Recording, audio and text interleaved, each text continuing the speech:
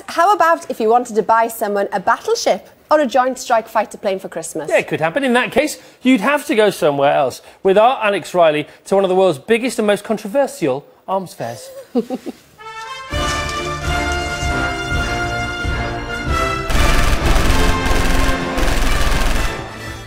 To be honest, I've never wanted to be Rambo. I'm a lover, not a fighter. But if I did need to get hold of a piece of equipment like this, I know just the place to go.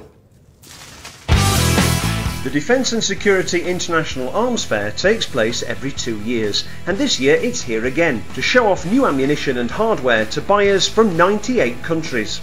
There's small guns, big guns, and top-of-the-range mobile cannons. That's tanks to you and me. But some people are angry that events like this are even allowed to take place. Can you give us some examples of the types of British products that are on sale here at the show?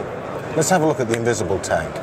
It's certainly not. It's right beside us here. But what it means is that those infrared and those heat-seeking missiles that are used as anti-tank weapons actually have a reduced capability against that. Is it a fact that basically this industry is worth far too much money to UK PLC for us to be worried about the ethics of selling it to certain countries? We export somewhere in the region of £6 billion worth of defence and security related equipment every year, and it's a very important part of the UK economy, employing some 300,000 people. Any piece of defence or security related equipment that wishes to be exported from the UK has to go through a very tough licensing schedule before it's allowed to be sold to a country. But it's not as simple as limiting sales to friendly countries. The Arab Spring has drawn attention to Britain's questionable history of selling weapons to places like Bahrain, Egypt and even Libya, countries that are known to violently oppress their populations. Some countries, one day they're our friends, the next day they're our enemies, and then it's too late, isn't it? They can use it and do with it whatever they want. All the countries of the world are kept under close eye, almost on a daily basis, to assess whether we can or cannot export defence-related equipment to them. In recent months, some MPs have said misjudgments have been made about who Britain sells arms to, and earlier this year, 160 arms export licences were revoked.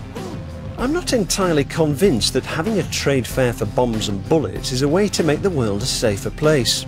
In fact, it's put the fear of God in me. Maybe it's time I got tooled up.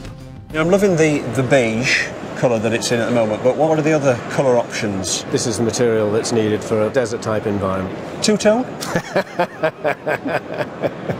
Nice idea. Some people are so concerned about the arms trade that they are demanding the government take action.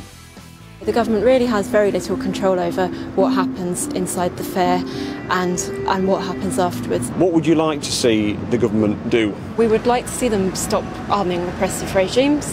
We find that very worrying and very hard to reconcile with their claims to want to support human rights. Well, I'm going to get off home now, and frankly I'm not going to buy anything. I just haven't got the space.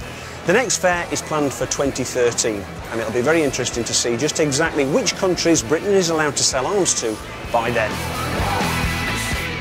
There we are. I know where to get your Christmas present. Thank you very much. OK, so